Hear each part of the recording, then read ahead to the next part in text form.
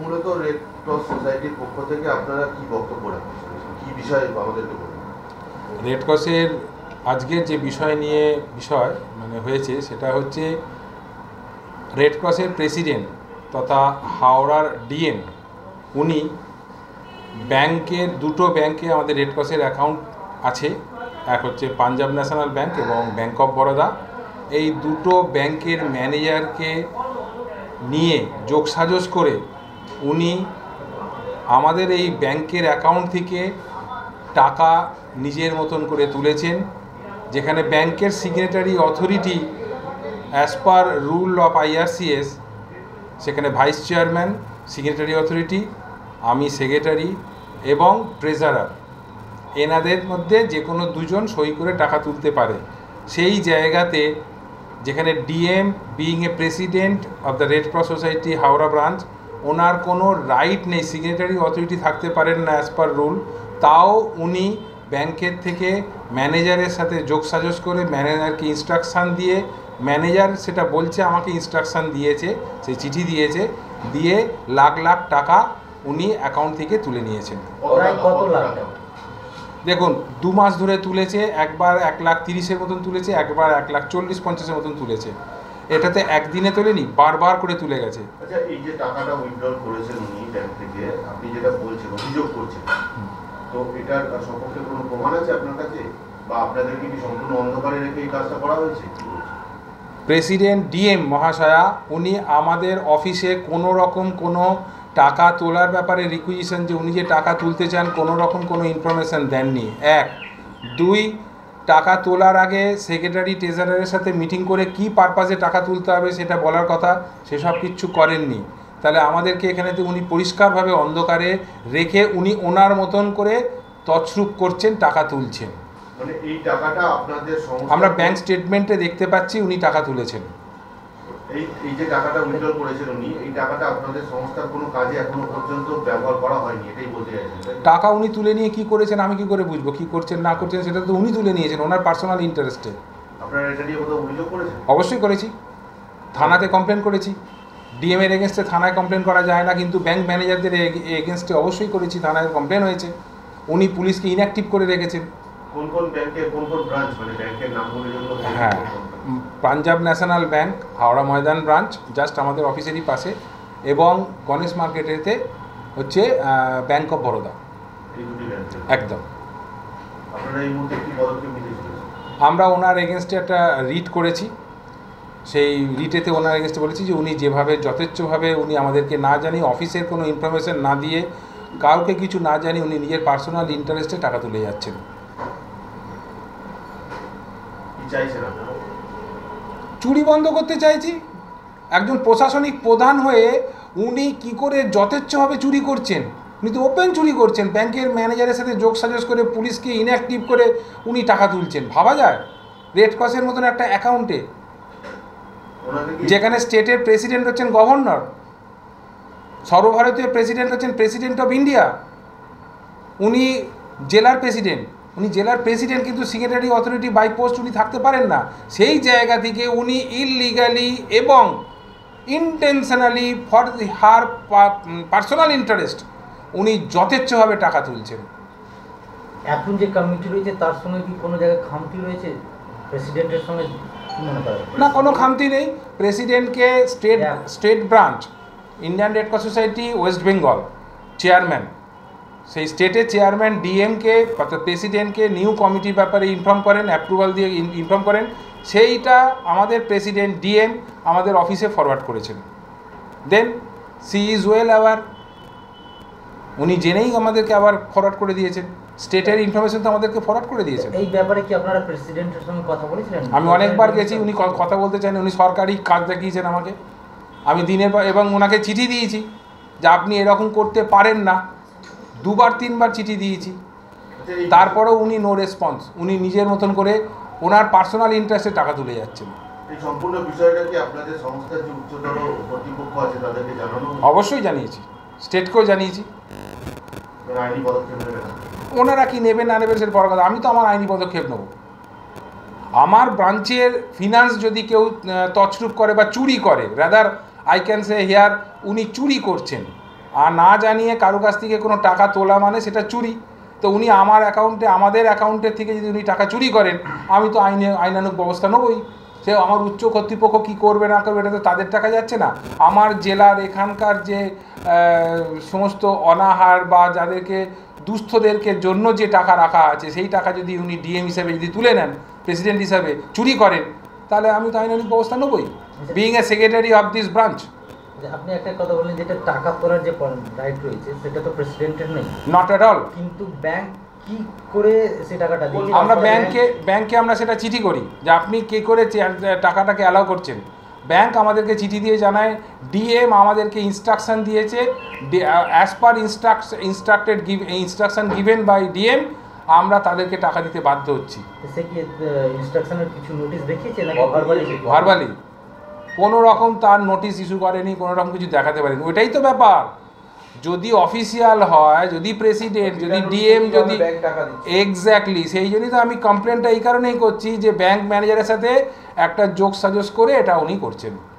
একার পক্ষে তো সম্ভব না, ব্রাঞ্চের ম্যানেজার না করলে কি প্রমাণ আছে যে যোগ সাজস করে স্টেটমেন্ট, কারেন্ট অ্যাকাউন্ট তো তার তো ব্যাংক স্টেটমেন্ট আছে, ব্যাংক স্টেটমেন্ট থেকে টাকা উঠছে, সেখানে আমাদের সিকিউরিটি অথরিটিরা কেউ সাইন করছে না। আমাদের অফিস রেকর্ডে কেন ডিএম টাকা তুলছে তার কোনো রকম কিছু রিপ্রেজেন্টেশন নেই। ডিএম বাদে তো অন্য কেউ তুলতে পারে, ডিএম বাদে অন্য কেউ তুলতে পারে? ডিএম বলছি তো ডিএম তুলছে না, যে টাকাটা আর তো তিনজন রাইট আছে আমাদের। অ্যাকাউন্টে ট্রান্সফার হয়েছে নাকি কারোর নামে সেলফ তোলা হয়েছে?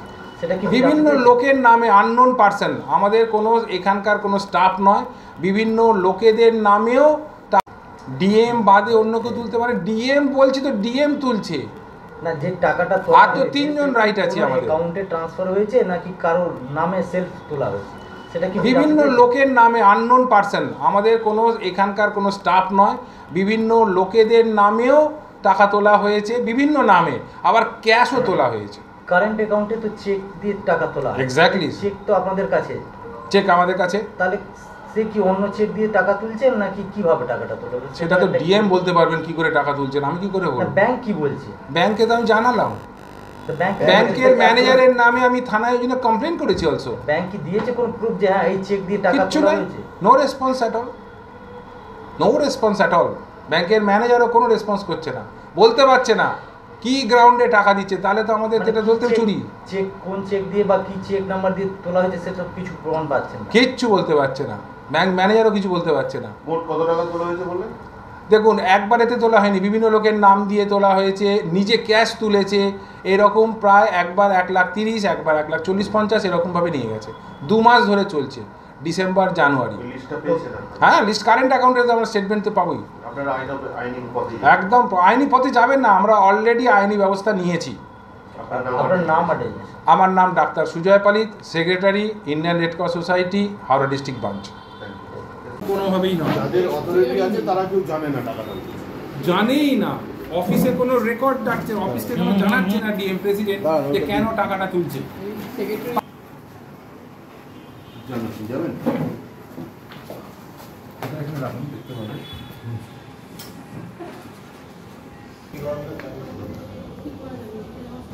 লাইটটা আবার কি ডাউন করতে জুম জুম করে তো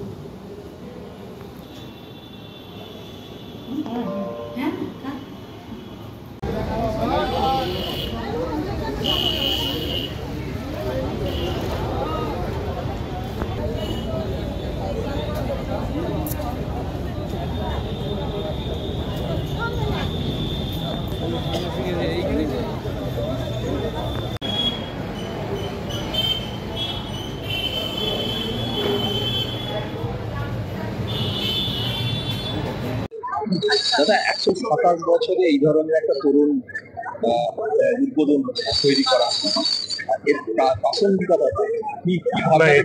এটা 125 বছর যখন মানে স্বামীজির আগমনে, ঘোষবাড়িতে আগমনের 125 বছর, আর পেছন ঘাটে পদার্পণে 125 বছরে আমাকে সুব্রত ঘোষ, মানে রঘুবল ঘোষের বাড়ির সরকার, উনি আমাকে জানালেন যে 125 বছর হতে। তখনই আমি পরিকল্পনা নিয়েছিলাম যে এখানে একটা তরুণ করার স্বামীজির স্মৃতিকে ধরে রাখতে এবং এই জায়গাটাকে তীর্থস্থানে পরিণত করতে। এবং সেইখানেই পরিকল্পনা শুরু হয়েছিল, কাজ পরবর্তীকালে কাজ শুরু হয়। গত বছর শিলান্যাস হয় এবং আজকে তার উদ্বোধন হলো। এবং রামকৃষ্ণ মঠ মিশনের প্রেসিডেন্ট জগন্নাথ মহারাজ, দুই ভাইস প্রেসিডেন্ট বিরানন্দ মহারাজ, সাধারণ সহ প্রায় বহু সন্ন্যাসী, প্রায় 150 সেখান থেকে মানে, এবং হাওড়ার যারা ঠাকুরের ভক্ত, ঠাকুরের অনুরাগী, তারা সকলেই সকলের কাছে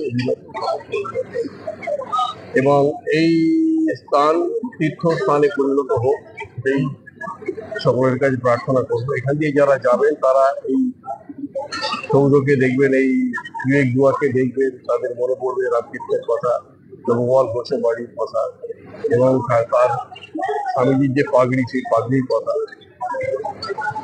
এটা একটা স্মৃতি হয়ে থাকুক হাওড়া। এটাকে ঘিরে কি আরো কিছু পরিকল্পনা আছে অনেক। এটাকে রামকৃষ্ণপুর ঘাট, এটা পরিকল্পনা আছে। পরবর্তীকালে এই পরিকল্পনা নিয়ে আলোচনা করবো, আলোচনা করে এবং একাত্মভাবে জড়িয়ে গেলেন মানে ওদের রামকৃষ্ণ মঠ। এবারে কি বলা, অন্য প্রসঙ্গ ইন্ডিয়ান রেড ক্রস সোসাইটির তরফ থেকে অভিযোগ করা হচ্ছে যে এখানে যে পদে অধিষ্ঠিত আছেন ডিএম অর্থাৎ জেলা শাসক, সেই জেলা শাসক এখানে অন্যায়ভাবে ব্যাংকের ম্যানেজারের সঙ্গে, কি বলবেন? দেখুন, এইটা আমরা পশ্চিমবাংলার মানুষ। পশ্চিমবাংলার এখন যখন থেকে তৃণমূল এসছে তখন থেকে মানুষের টাকা হোক বা ছাত্রর হোক, সব টাকাটাই কোঅপারেটিভের টাকা হোক, এরা সব লুট করছে। এখন এদের অভ্যাসটা আমাদের যারা প্রশাসনে আছেন ডিএম লেভেলেও চলে এসছে। তো এরা এখন মানুষের টাকা খেতে খেতে এখন যে সংস্থা মানুষের জন্য কাজ করে পুরো বিশ্বের মধ্যে ফেমাস, যেই জায়গা যে কোনো আপদা বিপদাতে এই সংস্থা গিয়ে কাজ করে, সেরম সংস্থার যদি টাকা এই ডিএমের মাধ্যমে বের হচ্ছে, তাহলে এর চেয়ে বড় নিন্দনীয় বিষয় তো আর কিছু হবে না। আর আমি তো শুনেছি যে এইখানকার যে বর্তমান যে আমাদের রেড ক্রস সোসাইটির যে হাওড়া জেলার যে শাখা, ওনারা এফআইআরও করেছেন, ওনারা মামলাও করেছেন। তো খুব দুর্ভাগ্যের বিষয়, এইটা যদি হয়ে থাকে তাহলে এই যখন হাইকোর্টে মামলা গেছে তো নিশ্চয়ই শুনানি হবে। আর একজন ব্যাংকের ম্যানেজার কি করে এই টাকাটা উনি ওইখান থেকে বের করতে দেন, সেও ফাঁসবে। কিন্তু খালি ডিএম ফাঁসবেন না, ডিএমের সঙ্গে সঙ্গে কিন্তু ব্যাংকের লোকও, কেন ব্যাংক আইনের উপরে চলে, ইনফ্লুয়েন্সে চলে না। ডিএম হতে পারেন আপনি, এসপি হতে পারেন, আপনিও এই দেশের মানুষ, এই দেশের আইন আপনাকেও মানতে হবে। তো এই আইন না মানলে আমাদের এইখানে যা শাস্তি আছে সে শাস্তি আপনিও ভোগ করবেন। কিভাবে দেখছেন এটাকে দুর্নীতি, মানে কি ধরনের দুর্নীতি? পশ্চিমবাংলায় প্রত্যেকটা ক্ষেত্রেই দুর্নীতি। আর আপনারা মিডিয়া বন্ধু যারা আছেন, আপনারা নিজেই রোজ একটা করে খবর দেখান। কাউন্সিলর থেকে নিয়ে এমএলএ থেকে নিয়ে মন্ত্রী, 50 কোটি টাকা কোনোদিন ভারতবর্ষের মানুষ পশ্চিমবাংলার মানুষ কোনোদিন দেখিনি। তো সমস্ত বিষয়টা আপনাদের চোখের সামনে আছে, এখন মানুষও সব জেনে গেছে। প্রত্যেকটা যোজনার টাকা প্রত্যেকটা এলাকার মধ্যে আপনি গিয়ে দেখুন যে টাকার কিভাবে লুট হচ্ছে। আর এই টাকাটা নিচে থেকে নিয়ে মুখ্যমন্ত্রীর কাছে যাচ্ছে। এরা মুখ্যমন্ত্রীর কাছে ভালো সাজার জন্য এরা এটা দেখাচ্ছে। বিরোধী দলের নেতৃত্ব হিসেবে আপনারা কি চাইছেন? আমরা চাইছি যে এটার তদন্ত হোক। তদন্ত যদি না হয় তো এটা নিয়ে রেড ক্রসের সঙ্গে আমরাও আন্দোলনে আসব, আন্দোলন করব যে কেন এইটা হবে, এরকম ঘটনা কেন ঘটবে। আপনার কাছে তো ডিএমের কাছে তো প্রচুর ফান্ড আছে, এমপি ল্যাড, এমএলএ ল্যাডের টাকা কর্পোরেশনকে উনি দিচ্ছেন, স্বাস্থ্য ডিপার্টমেন্টকে দিচ্ছেন। তো ওই টাকা দিয়ে কি ওনার পেট ভরছে না যে উনি এইটার উপরেও আবার উনি চলে এসছেন? এটা তো হওয়া উচিত নয়। হ্যাঁ, নিশ্চয়ই এর তদন্ত যদি এই দিক দিয়ে না হয় তাহলে অন্য পথে গিয়েও একটা তদন্ত হয়, সেই তদন্তর জন্যও আমরা দাবি করব। ধন্যবাদ।